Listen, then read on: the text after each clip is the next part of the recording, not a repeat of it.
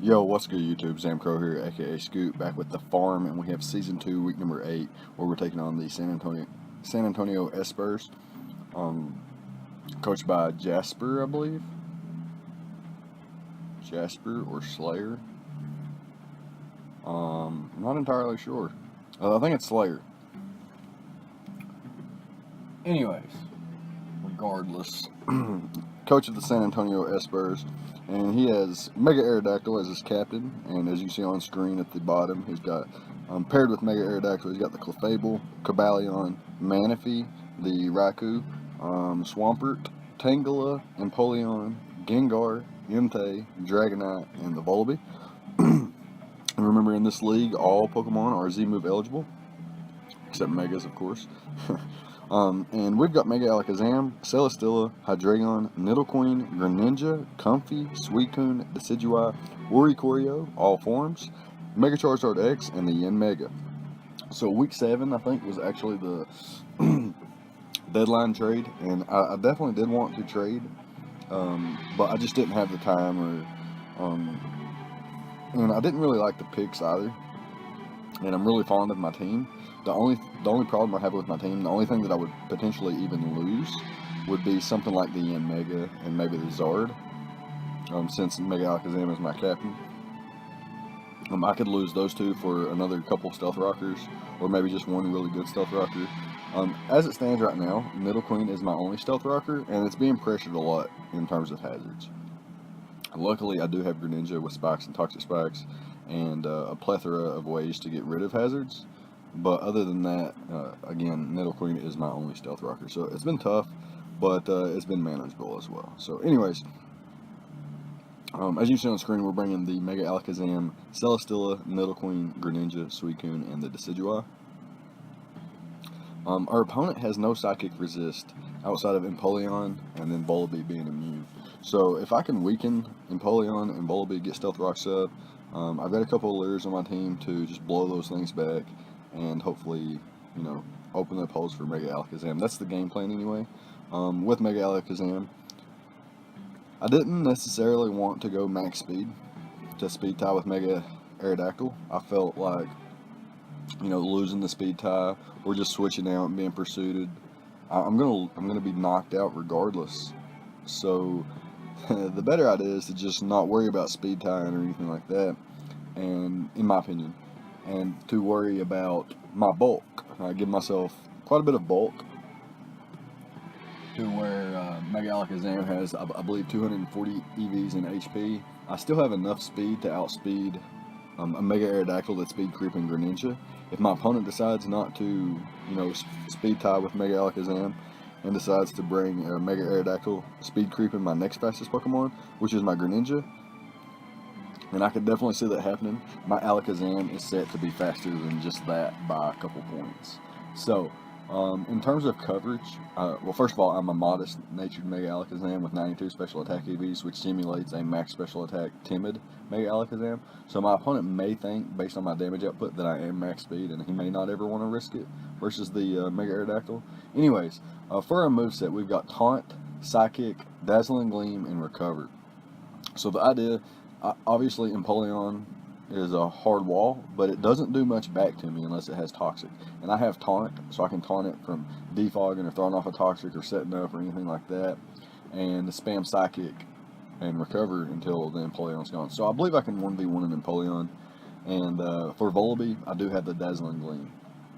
And nothing else even comes close to resisting Psychic. At best, it's neutral, but there are some Pokemon that take super effective damage, like Gengar, and Mons like, I guess, well, not really Mons like that, because they do have natural bulk, but they're just not, they're just not enough to switch into Mega Alakazam comfortably, especially with its coverage and things like that. My opponent has a lot to think about when it comes to Mega Alakazam. Anyways, yeah, that's going to be our, pretty much our cleanup crew, and we're going to let the rest of the team do the breaking. Of course, if it comes down to it, I could use Mega Alakazam as a breaker and clean up with my Scarf Greninja, which we'll get into in a little bit. But for now, next up is Celesteela, where we have we have a similar set that we've been running with Lead Seed and Protect, But we do have Heavy Slam and Earthquake, and while that sounds like, pretty common coverage that I've ran this season, we're a little bit more offensive with an Adamant Nature, 140 attack EVs, a little bit of speed investment, and max HP. So the max HP puts us, out of range of things like Mega Aerodactyl, Stone Edge, or being 2-hit KO'd by Clefable's Flamethrower, or close combat from Cobalion, or being OHKO'd after Stealth Rocks by Raiko's Thunderbolt, or any kind of weird things like that. Not weird things, but common things, such as like Banded Entei and things like that, Dragonite, so on and so forth. We can combat that pretty well still, just with having max HP on Celesteela, thanks to its insane defensive stats and amazing typing. So we have the Groundium Z on this bad boy, which turns the Earthquake into the Tectonic Rage, obviously, and that is there to blow back things like the Raikou, most importantly the Empoleon, so that it opens up holes for my Mega Alakazam. And with Lead Seed and Protect, and the combination of the rest of my mons, I don't see Volibee being too big of an issue. So we should be pretty okay. Mega Alakazam looking like a huge threat if Celesteela can open up holes like that. So next up, we've got a Spadef Nidoqueen with Stealth Rocks, Poison Jab, Earthquake, and Ice Punch. And the reason we're physical is because Clefable could be Calm Mind. Obviously, it could be Cosmic Power as well, but Calm Mind's more likely. Manaphy could be Calm Mind. Raikou could be Calm Mind. Lots of different Calm Mind options. So I definitely wanted to have the Earthquake there, so it's physical to blow those things back.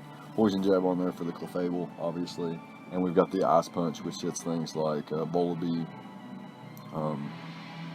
Aerodactyl, Tangrowth, and most importantly, not Tangrowth, but Tangela, and most importantly, the Dragonite, which is really nice for us. So Black Sludge is our item. We got the Sheer Force ability. It does increase the damage output from Poison Jab and Ice Punch. Unfortunately, Earthquake doesn't have a secondary effect, but we do have a little bit of defense investment as well. Just 40 EVs in defense with max HP could have potentially avoid a 2-hit KO from Mega Aerodactyl's Earthquake, which could be cool.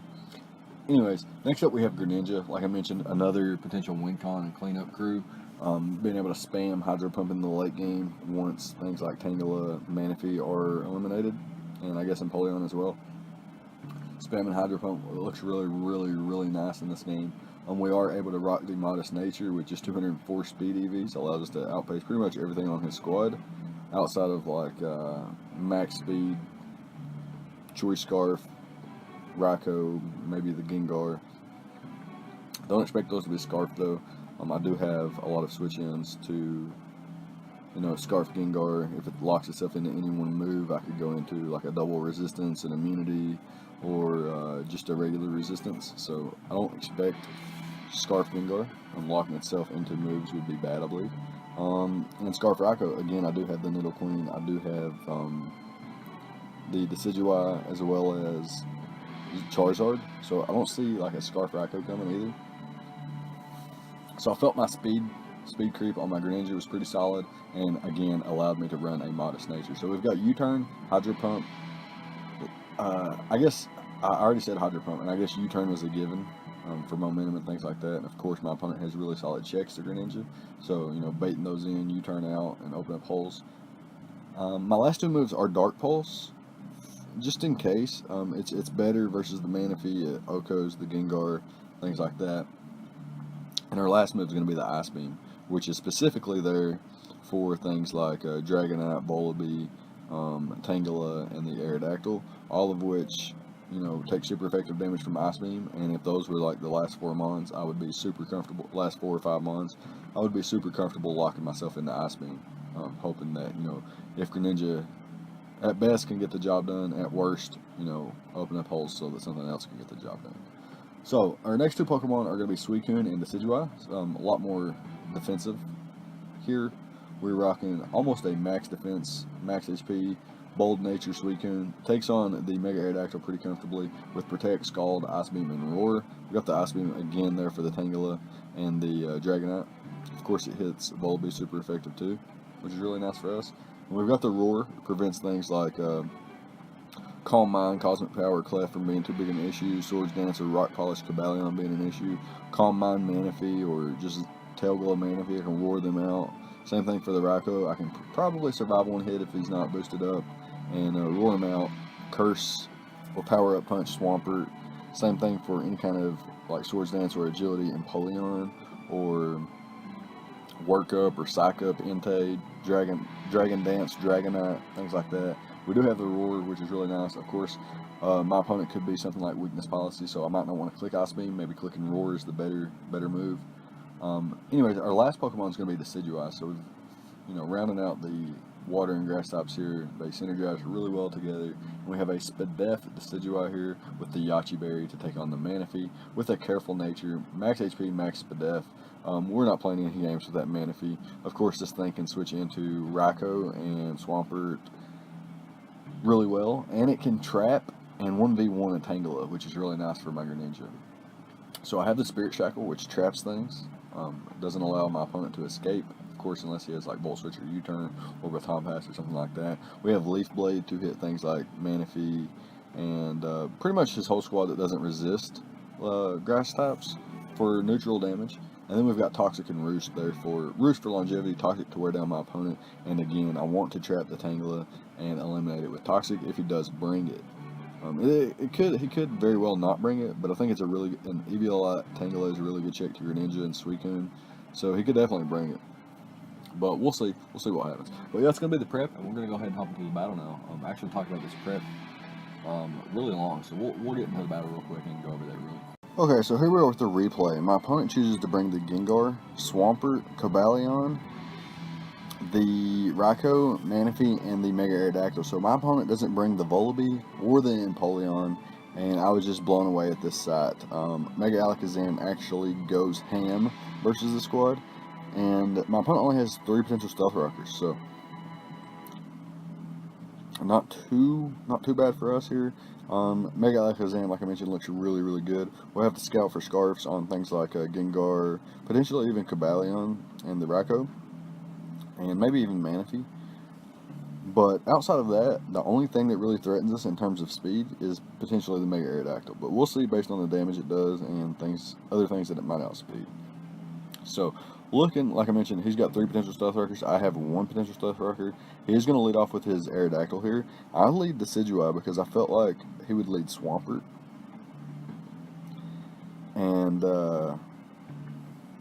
And if he led Swampert, of course, Decidueye would be a fantastic lead. But he does lead with the Mega Aerodactyl here. Going to force me out into my Celesteela here on the first turn, expecting his flying type attack. And he just gets his rocks up. So I'm just going to throw off a Leech Seed here, and now I can switch accordingly, as my opponent does pull a double switch out into the Raikou. So that's a really nice play there on my Protect. Gets this thing in without taking any kind of damage, and he goes straight for the Volt Switch as I switch into my Nidoqueen here. So now I have the opportunity to get my own Stealth Rocks up, which is going to be key for Mega Alakazam picking up some important 2-hit KOs. Very, very crucial. Same thing for Greninja as well. Very much appreciate Stealth Rocks. And my opponent was able to get his rocks up here. So I want to even the playing field. My opponent immediately goes out into Manaphy, and I am going to switch out to my Decidueye here. It is designed to beat this thing 1v1, or maybe not 1v1, but to leave it in range of Mega Alakazam to knock it out. So he goes straight for the Ice Beam there with my Yachi Berry popping. It does less than, or it does a little over half, and he's able to 2-hit KO me there. But now he is in range. If he's in max HP, Manaphy was still in range of Mega Alakazam from that range. So he's going to pull a switch out to his Raikou here, and it's going to take a hefty chunk here from the Psychic, but looks to be somewhat bulky, and I'm not going to be able to pick up a 2-hit KO. So I'm just going to hard switch into my Nidoqueen once again as my opponent goes for the Signal Beam, which bounces off. Not too big of an issue there. And now I have like a free Poison Jab or a free Earthquake or a free Ice Punch, or I could double, as my opponent actually reveals the extra sensory, and I just make the safe play there. I go for the Earthquake and I knock him out. I get a critical hit, but obviously that did not matter. And he brings in his Manaphy immediately here. And I'm not going to play any games. I don't want it to, get annoying. So I do just stay in with my Nidoqueen and then bring in my Mega Alakazam to revenge kill the following turn, as my opponent hard switches into Swampert. But after Stealth Rocks, it should be in range of a 2-hit KO, and it does take 47%. So if this thing doesn't have Protect, which it does not reveal, we're able to pick up a nice 2-hit KO there. So now looking at the end game here, Greninja is looking really, really, really nice because the Manaphy is weakened. The main thing would be to weaken the, I don't necessarily have to weaken the Cobalion, but if I could get it in range of Dark Pulse, that would be best case scenario. Or if I could just eliminate the Manaphy and just spam Hydro Pump in the late game, that's really nice with Greninja as well. So he brings in his Gengar here, and just in case it's Choice Scarf, I'm going to hard switch into my Greninja as my opponent goes straight for the Shadow Ball, and we are going to force him out here. So I'm just going to click that, I believe, yeah, Surf. So in my team builder, I mentioned that we had Hydro Pump. Right before the game, I switched it to Surf because I didn't want to miss it all, and it is able to 2-hit KO here, so I'm okay with that. Very, very happy and satisfied that, I was able to pick up the 2-hit KO there on the Manaphy. He does bring in his Cobalion here, though, to revenge kill me, and he goes straight for the Rock Polish. So that was a fantastic play because he's going to be able to outpace my Greninja and my Mega Alakazam now, as well as avoid like super effective damage from Celesteela. So he's in a really, really solid position here if I don't have Roar and if he can avoid a Scald Burn. But since I do have Roar, I am just going to click Roar here as my opponent reveals the Double Dance, and he was at +2 with +2 speed and +2 attack. But I Roar in the Mega Aerodactyl. Just going to click Scald here. I don't know if that crit mattered. If he was bulky, it may have mattered. But, you've seen how much damage he did to me. It's not too big of an issue. He brings in the Gengar to revenge kill me. And I assumed he would click Shadow Ball or Sludge Bomb, so I went hard into my Greninja. And he actually clicked Thunderbolt, so that was really nice. However, my Mega Alakazam can survive a Thunderbolt from this range, and I can just spam Psychic here. As Cobalion will be 2-hit KO'd, if not one-shotted. As you can see there, not one-shotted, but definitely 2-hit KO'd. He brings in the Gengar here, and I'm going to stay in. Just in case he wasn't Scarf, I could preserve the 3-0, and if he was Scarf, then, it didn't matter anyway. I didn't want, Celesteela to take double the damage there. So I'm going to go for the Tectonic Rage here, reveal my Z move, and knock out the Gengar. So that was a fantastic game. I felt our prep was really on point in this game, and we were able to switch into every threat my opponent had, while my opponent didn't have many answers for things like Mega Alakazam and late game Scarf Grin. So that was a really fun game. I'm glad we picked up a win there, and hopefully we can keep the momentum going in weeks 9, 10, 11, and 12. But yeah, it's going to be a good game.